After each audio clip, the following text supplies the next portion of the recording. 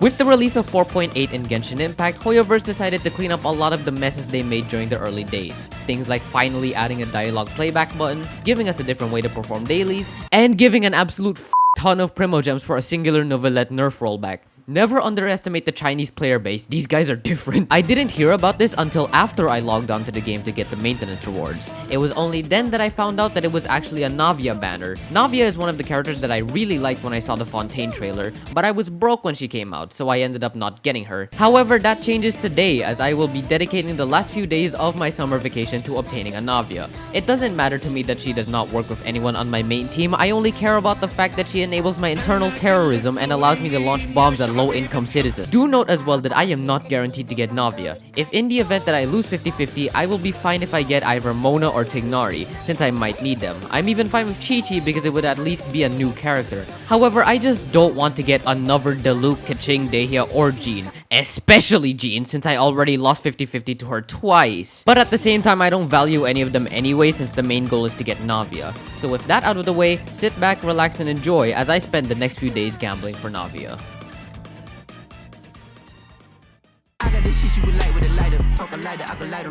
So I logged onto the game, and after receiving the maintenance rewards, I was immediately able to do an entire 10 pull. Oh, okay, so we're off to a bad start since I don't need a Favonius Codex. However, there is more than enough time to still get Navia. I moved on from the loss and started the Summertide Scales and Tails event. For once, the Genshin event actually looked pretty fun to play, but just like most Genshin events, it was time locked. I didn't really even do much this day either since I got caught up in making 2 different videos. However, since I already did a 10 pull, I wasn't really rushing to scrap for Primogems just yet. Also, there was the Novelette rollback Primogems, so that was another 10 pulls for doing basically nothing. So I logged off there and continued on day 2. I had no more support from Hoyoverse's Primogems in the mail, and it was time to start putting in the work for pulls. The main goal now was to gain Primogems through Simulanka. There's a decent amount of quests and exploration and whatever this thing is. Yeah, this event just felt like a fever dream. Oh it's Navia. Anyways, while I was at Constellation Metropole, I decided to scrap for Primogems. In here, I did Red Light, Green Light, Find the Diddler, Are You Still Watching, My Best Impression of a Fox Main, boarded the Kids Bop version of the Astral Express, and recreated the Walt Disney intro. Aside from exploring Simulanka, I also did some Spiral Abyss, explored Watatsumi Island for a little bit, and opened 3 Shrines of Depths.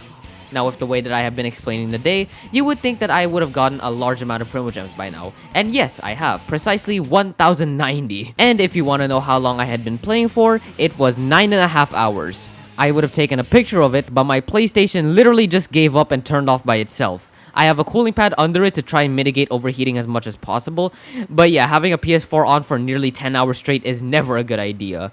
Still crazy to think that my PS4 overheated before I got a 10 pull. So I was outside for most of day 3, but I was still able to play for a little bit and chose to get Primogems through Simulanka. I will say, Hoyoverse did pretty well with this event, despite the fact that it felt like I was tripping on 20 different substances at once. Getting Primogems wasn't a drag. The exploration felt way more linear compared to some other places, and the challenges were pretty neat too, way better than some other places. However, I didn't get enough Primogems for 10 pulls before I just gave up for the day, so I only did 9 pulls. This raised my pity up from 40 to 49. The only noteworthy occurrence is that I got a sacrificial sword, but that's really about it. Still no Navia.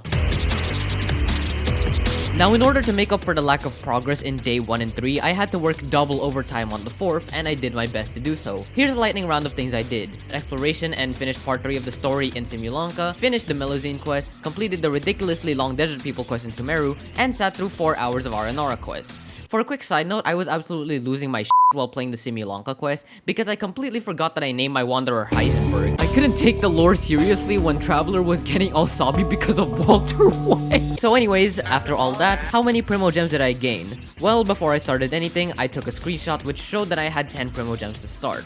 And after 9 hours and 30 minutes of gameplay, with only a 30-minute break after the first 5 hours so that my PS4 doesn't kill itself, I ended up with 1,616 Primogems. Do note that the majority of those Primogems came from the Aranara quest, and yes, I had just barely enough Primogems for a 10 pull after basically an entire day of grinding. Thanks, Hoyoverse! Either way, you already know the drill. I did a 10 pull, got my first Kave, leveled them up to get into Quaint Fate, and then rolled on the standard banner as well. In here, I got another sacrificial sword. This actually allowed me to get the weapon up to R5. My Xingqiu is thriving. Still no Navia though.